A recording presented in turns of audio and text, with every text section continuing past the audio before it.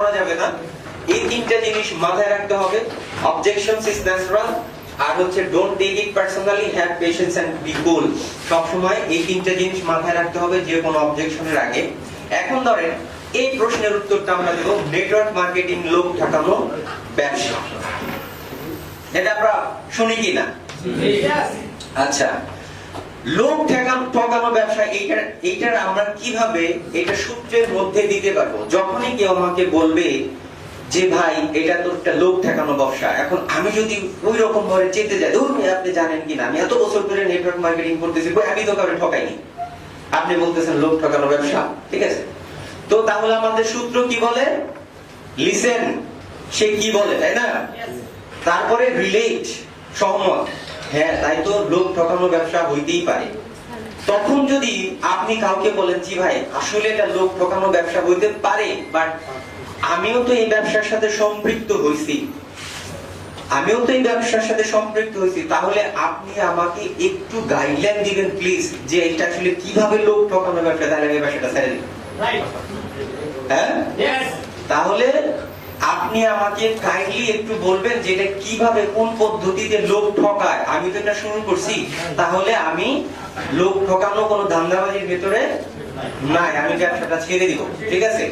আচ্ছা, এই কথাটা যদি যখনই আপনি বলবেন, তখন হচ্ছে ফিলোসফি যেটা বলে সেটা হচ্ছে যখনই আপনি কারোর সাথে রিলেট করেন, যে প্রথমে শুনছেন, যখন সহমত পোষণ করেন, তার আপনার একটা সহানুভূতি হয় আপনার কথা শোনার জন্য এবং আপনার সাথে এট লিস্ট ভালো ব্যবহার করার জন্য। চিটার বাটপারটা বলতে পারবেন না, তাই না? যখন আপনি বললেন যে আপনি আমাকে তাহলে বলেন যে কি কি ভাবে চিটারি হয়, ঠিক আছে, আমি তাহলে বিজনেসটা করব না, হয়তো বা সে আপনাকে তখন কোনো অ্যানসার দিবে না। কেন দিবে না জানেন?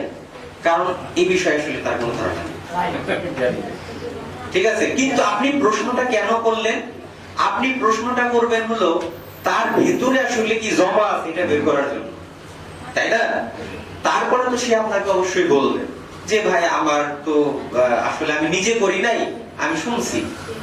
এতক্ষণে কিন্তু তার গলা অনেক উপরে ছিল, আমি নিজে করি নাই, আমি এটা শুনছি।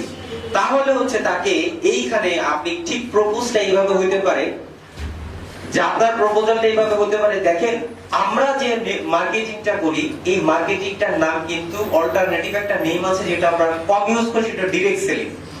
এই ডাইরেক্ট সেলিং এর বিজনেসের ভেতরে আপনি কিন্তু কি বলছেন যে আপনি যদি আমাকে বুঝাই দিতে পারেন যে এটা চিটারি বাটপারি, তাহলে আমিও করবো না।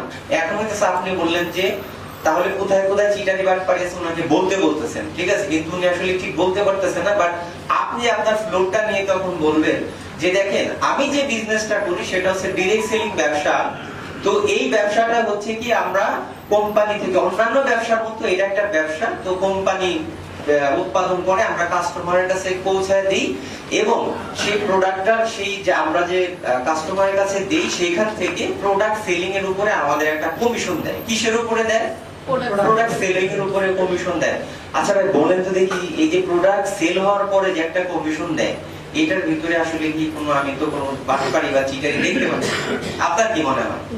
আপনি কি কোনো চিটারি বাটপারি দেখতে পাচ্ছেন? আসলে তার এখানে বলার কোনো জায়গা আছে যে না এটা আছে?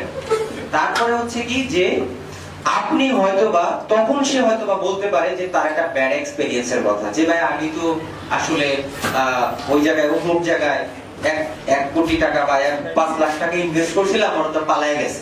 তখন কিন্তু সে তার মনের কথা বলছে যে ভাই আমি তো এক জায়গায় 5 লাখ দিয়েছিলাম, সে তো ঠিকই পালায় গেছে, বলছিল যে আমার 10 লাখ টাকা দিবে, 5 লাখ টাকায় 10 লাখ টাকা দিবে। তাহলে এই ক্ষেত্রে আপনি কি বলবেন? এই ক্ষেত্রে হচ্ছে যে তাকে আপনি বলবেন কিছু কিছু বিষয়ের উপরে ডিপেন্ড করে যে এই কোম্পানিগুলো আসলেই চিটার নাকি আসলে জেনুইন। তখন তাকে আপনি বলতেছেন যে কয়েকটা বিষয়ের উপরে ডিপেন্ড করে যে এই কোম্পানিটা আসলে কি চিটার কোম্পানি না এটা জেনুইন কোম্পানি। সেটা হচ্ছে কোম্পানির ফিলোসফি এবং কোম্পানির প্রোডাক্ট এবং কোম্পানির সিস্টেম, ঠিক আছে? তো এই আমাদের যে সিস্টেম আছে সেই সিস্টেমে কিন্তু মূলত প্রোডাক্ট মুভমেন্টের উপরে, প্রোডাক্ট সেলিং এর উপরে কমিশন দেওয়া হয়। কিন্তু আমার মনে হয় আপনি আপনি যেখানে ইনভেস্ট করছেন ওইখানে শুধু ওনারা বলছে যে লোক নিয়ে আসেন আর টাকা দেন, লোক নিয়ে আসেন আর টাকা দেন, মনে হয় এই ধরনের একটা কনসেপ্ট মনে ছিল, তখন কিন্তু কমন করে যাবে। কারণ ভালো কোনো কোম্পানি যদি আপনার লোক নিয়ে আসেন আর হচ্ছে টাকা দেন, এই কনসেপ্ট তো তাদের নাই, কনসেপ্ট সেলিং কনসেপ্ট তো নাই, তাই না? যেহেতু তার কমন পড়ে যাবে ইয়েস আমার কোম্পানি তো এরকম ছিল, তখন কিন্তু দেখবেন 90% ক্ষেত্রে আপনার প্রসপেক্ট আপনার সাথে এগ্রি করবে। মুস্তাফা ওকে, ক্লিয়ার? আমরা বুঝতে পারছি? তাহলে মার্কেটিং, নেটওয়ার্ক মার্কেটিং, লোক ঠকানো ব্যবসা, এই অবজেকশনটা আমরা হ্যান্ডেল করতে পারবো না? যদি আপনি বলেন ইনশাআল্লাহ পারবো। নেক্সট আমাদের যে জিনিসটা হচ্ছে যে যেটা বলছিলাম, আপনার উত্তর যদি তৈরিও থাকে তারপরেও কিন্তু আপনি কি করবেন না, আপনি মনে করেন যে আপনাকে আরেকটা নেগেটিভ কথা বললো, আপনার উত্তর যদি আপনার কাছে তৈরিও থাকে তারপরে আপনি কি করবেন না, উত্তর দিবেন না। কেন উত্তর দিবেন না বলেন? আমরা উত্তর কেন দিব না? জি, কারণ আমরা তো সূত্রের মধ্যে আছি, তাই না? আমরা সূত্রের মধ্যে আছি, লিসেন, রিলেট, স্টোরি আর হচ্ছে কোশ্চেন। এটা আমি এই সূত্র অনুযায়ী অবজেকশন হ্যান্ডলিং এর কয়েকটা পার্ট আমি দেখিয়ে দিব, তাহলে আরো খুব সুবিধা হবে। আপনি তাকে প্রশ্ন করুন, আপনার কি কারণে লোক ঠকানো ব্যবসা মনে হলো, বুঝে আপনি প্রশ্নটা করলেন, অলরেডি আমি যেটা বললাম। আচ্ছা, এখন দেখেন যে আই হ্যাভ নো টাইম, মানে এই প্রশ্নটা আমরা ফ্রিকোয়েন্টলি শুনি না যে ভাই আমার তো আসলে সময় নেই। একটা কমন না যে ভাই চাকরি বাকরি করে যে অবস্থা, আমি এই সময়টা আসলে এই ব্যবসা করার সময় আমি বের করবো কোথা থেকে, আমার সময় নাই। আসলেই কি তার সময় নাই, না এটা একটা অজুহাত, তাই না? লেম এক্সকিউজ না একেবারে, বাট হয়তো সে জানে না। তো তাহলে দেখেন যে আমার সময় নাই, তখন এইটা উত্তরটা কি হইতে পারে? জি ভাই, ইয়েস, ওই যে লিসেন করছেন না, এখন রিলেট, জি ভাই আসলে সময়টা কিন্তু সবার জন্য খুবই মূল্যবান। দেখতে পাচ্ছি যে আসলে অনেক মানুষের হাতেই সময় থাকে না, অনেক মানুষ খুব বিজি, কিন্তু বিশ্বাস করেন আমি যে প্রস্তাবটা দিচ্ছি সেই প্রস্তাবটা হচ্ছে যাদের সময় নাই তাদের জন্য, তাই না?